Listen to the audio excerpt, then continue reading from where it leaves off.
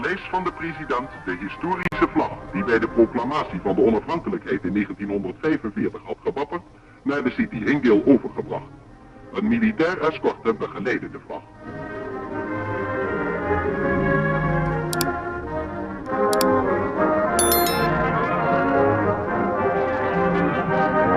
In de City Hingil werd het dundoek met officieel eerbetoon binnengedragen.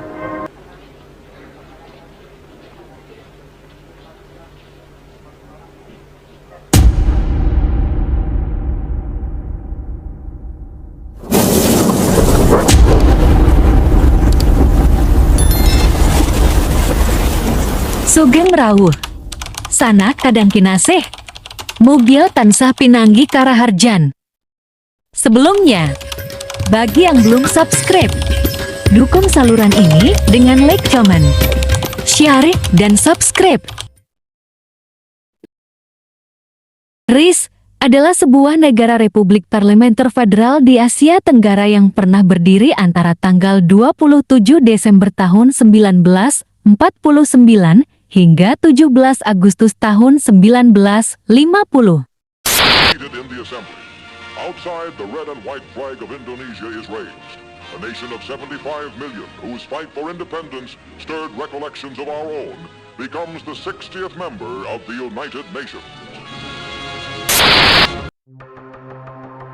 Republik Indonesia Serikat terbentuk setelah Belanda secara resmi menyerahkan kedaulatan Hindia Belanda tanpa Nugini Belanda pada tanggal 27 Desember tahun 1949.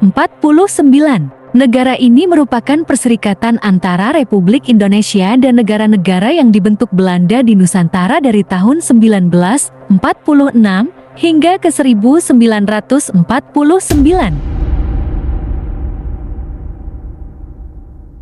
Federasi RIS lahir sebagai hasil kesepakatan tiga pihak dalam konferensi meja bundar, yakni Republik Indonesia, Majelis Permusyawaratan Federal BFO, dan Belanda. Kesepakatan tersebut disaksikan juga oleh United Nations Commission for Indonesia (UNCI) sebagai perwakilan PBB.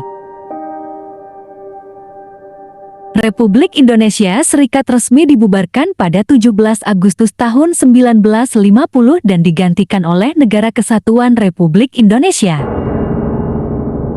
KMB yang digelar di Den Haag bertujuan untuk menyelesaikan masalah antara Indonesia dan Belanda yang sudah sekian lama terjadi. Seperti diketahui, Belanda pernah menjajah wilayah Indonesia selama berpuluh-puluh tahun. Sejak 1942, Belanda menyerah kepada Jepang, sehingga wilayah Indonesia diambil alih oleh Dai Nippon. Indonesia akhirnya merdeka tanggal 17 Agustus tahun 1945, setelah Jepang kalah dari sekutu di Perang Dunia II. Namun, Belanda kemudian datang kembali ke Indonesia dengan membonceng sekutu. Belanda ingin menguasai wilayah Indonesia, sehingga terjadilah rangkaian peperangan dan perundingan yang pada akhirnya mencapai kesepakatan dalam KMB.